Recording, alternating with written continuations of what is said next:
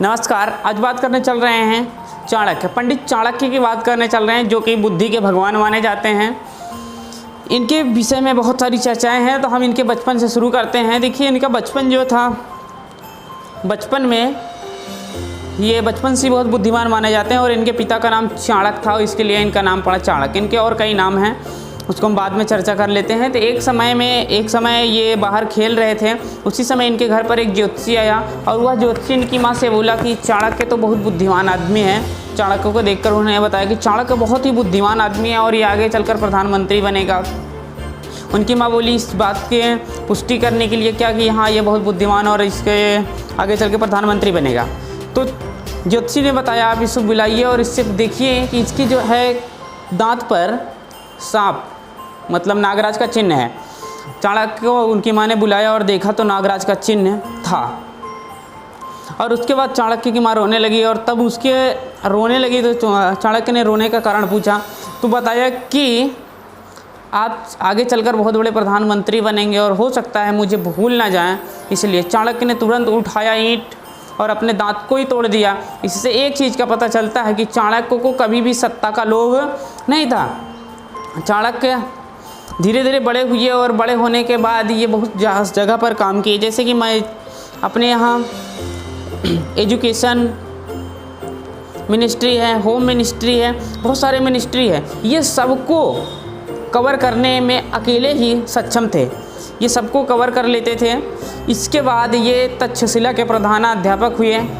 तक्षशिला के अध्यापक होने के बाद इनके दिमाग में एक विचार चल रहा था कि क्यों ना अखंड भारत का निर्माण किया जाए। तभी सिकंदर भारत पर बार बार आक्रमण कर रहा था।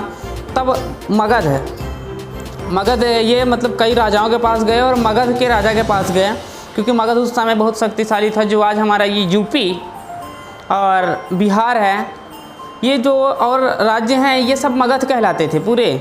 तो ये सब बहुत बड़े थे, मगध है। तो ये सोचे कि जाएं बहुत बड़े राजा के पास जो कि शक्तिशाली है, इससे हम सिकंदर से लड़ सकते हैं। तो जब ये गए तो वहाँ पर अपनी बात को समझाने की कोशिश किए। तो राजा जो था, मगध का राजा, वो लोगों से कर वसूलता था, टैक्स, और उससे शराब मदिरा पीता था और पर स्त्री गमन मतलब पराई नार के संग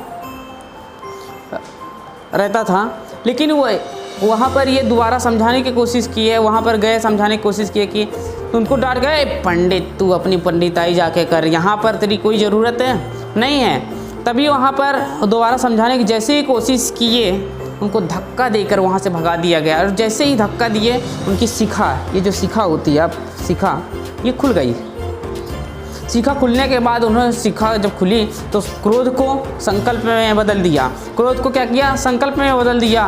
बोल दिया कि जब तक ये तेरा साम्राज्य उखाड़ कर नहीं फेंकूंगा, तब तक मैं अपनी ये शिखा नहीं बांधूंगा। तब से लग गए वो चंद्रगुप्त के पीछे। लेकिन अब यहाँ पर हम समझ लेते हैं, हमारे समझने वाली बात क्या है कि अगर चंद्रगुप्त की सहायता से उन्होंने सिकंदर को धीरे धीरे ख़त्म कर दिया, सिकंदर को भी ख़त्म किया और उस राजा को भी उखाड़ कर फेंक दिया। देखिए, उखाड़ कर फेंक दिया धीरे धीरे करके।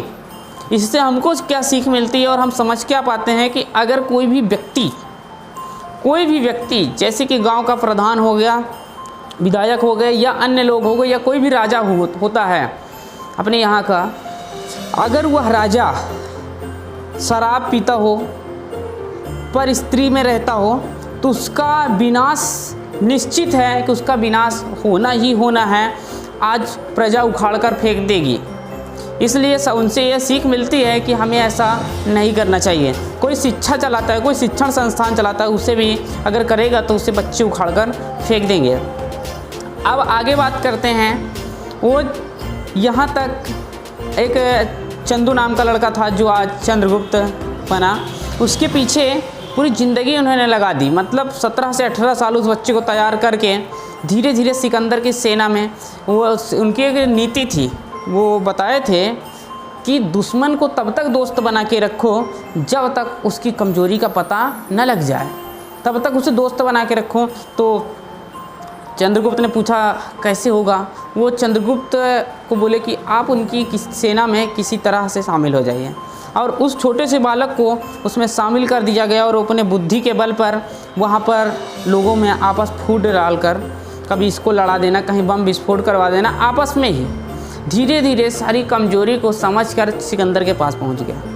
और जब वो सारी कमजोरी समझकर सिकंदर के पास पहुँचा, जैसे ही पहुँचा पूरी बात को उठा करके चाणक्य को बताया और चाणक्य ने अपनी नीति से सिकंदर को भारत से उखाड़ फेंका।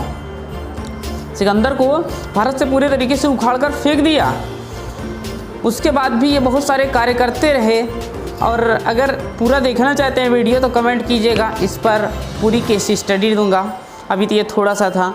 वीडियो को देखने के लिए बहुत बहुत धन्यवाद। लाइक कीजिएगा, शेयर कीजिएगा, जानकारी ये सबको दीजिएगा, ये आपका कर्तव्य है। आपके एक शेयर से किसी की जानकारी बढ़े, इससे बड़ा